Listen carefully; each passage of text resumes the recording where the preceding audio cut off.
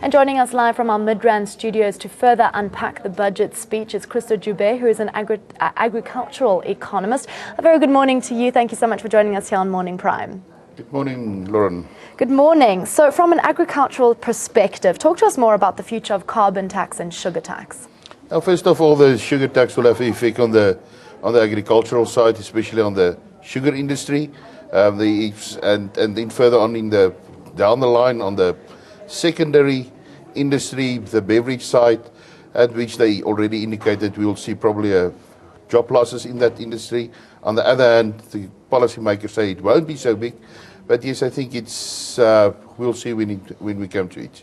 And the carbon tax? Carbon tax will also have a footprint or effect on the consumer sides, because that will typically increase the cost of the production of food, especially, and also on the transport side.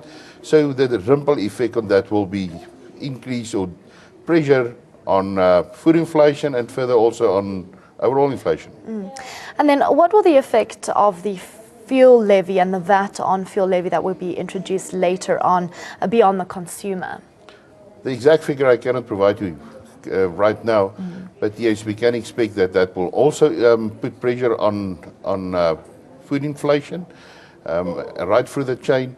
We saw that Stats South Africa changed their system, how they work out the CPI basket, where fuel contribute tremendously, or transport and fuel contribute tremendously into the basket. So we can expect changes and pressure on inflation on that side. Indeed. Now let's move to education. An extra 5 billion rand on top of the 32 billion rand for higher education. This doesn't seem to be a breakthrough formula to achieve the #FeesMustFall campaign that we experienced the whole of last year. Were you expecting more? Well, I would like to see that we rather focus on training and education in scarce skills. And that didn't really come through at this stage, although we saw that some increase on the technical side, the apprentice side, and that is where skills is needed in the country. And not only for a student go out and study any degree, and at the end of his course he do not have an opportunity to get employment because he really haven't studied a degree that's in demand in terms of scarce skills in the country. So I think that's an important aspect that need to be focused on in the future. Indeed. Now, Gordon also says that radical transformation is not possible without growth. Does this create a question mark over the finance minister's commitment to this radical transformation? Transformation is very important. We all know that. We saw that from the Department of But is it possible? Yes, I believe it's possible, but maybe not at the rate that all South Africans is expecting that. This is a slow-moving system. We saw the initiatives that's been introduced.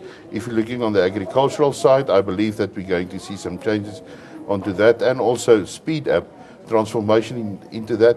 And also on the employment side, especially on the agricultural side, I think we can expect some announcements in the near future. Gordon commits to 30% of contracts over 30 million rand for black businesses, but adds this feasibility condition. Shouldn't 30% of procurement allocation to black businesses be mandatory rather than just feasible? What are your thoughts? First of all, I think that if you're looking at the feasibility, have the minister really checked if that is possible? I'm not sure about that. The question that we raise is, why do we need policy?